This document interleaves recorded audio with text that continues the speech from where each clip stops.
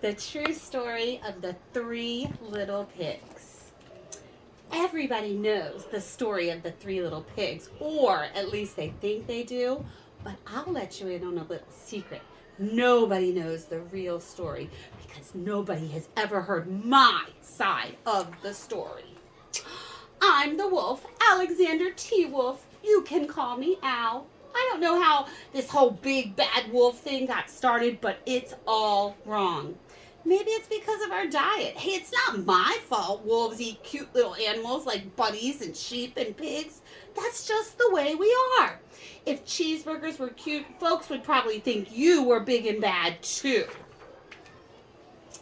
But like I was saying, the whole big bad wolf thing is all wrong. The real story is about a sneeze and a cup of sugar. This is the real story. Way back in Once Upon a Time, I was making a birthday cake for my dear old granny. I had a terrible sneezing cold. I ran out of sugar. Oh no.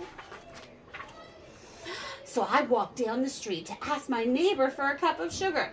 Now, my neighbor was a pig, and he wasn't too bright either. He had built his whole house out of straw. Can you believe it? I mean, who in his right mind would build a house out of straw? So, of course, the minute I knocked on the door, it fell right in. I didn't want to just walk in someone else's house, so I called, little pig, are you in? No answer. I was just about to go home without the cup of sugar for my dear old granny's birthday cake. Then I felt my nose start to itch. I felt a sneeze coming on when I huffed and I snuffed. Oh my goodness. And I sneezed a great sneeze. Ooh. And you know what? The whole darn straw house fell down. And right in the middle of the pile of straw was the first little pig. That is the door now.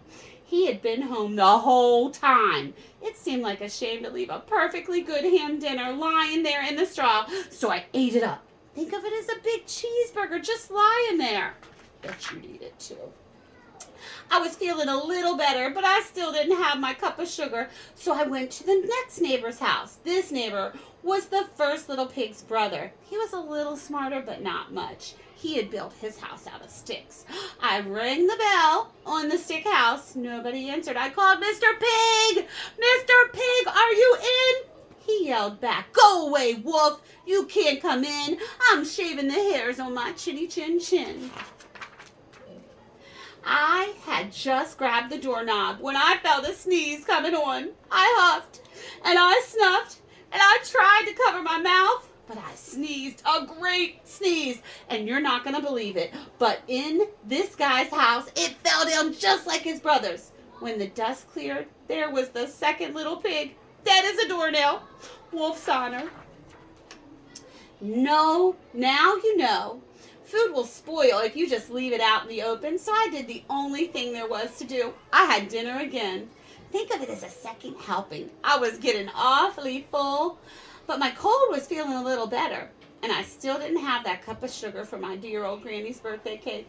So I went to the next house. This guy was the first and second little pig's brother.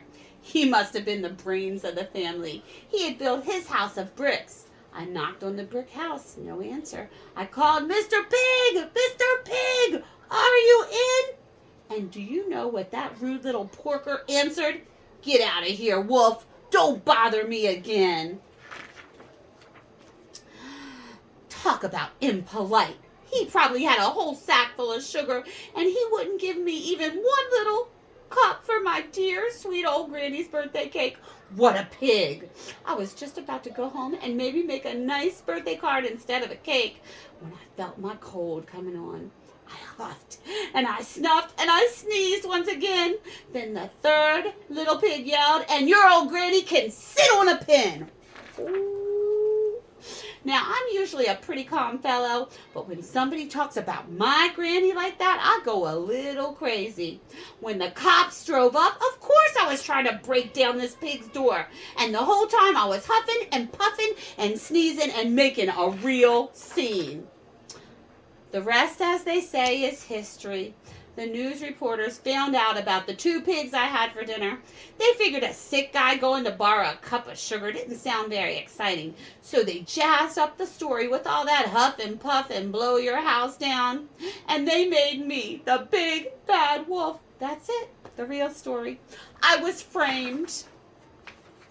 But maybe you could loan me a cup of sugar. The end.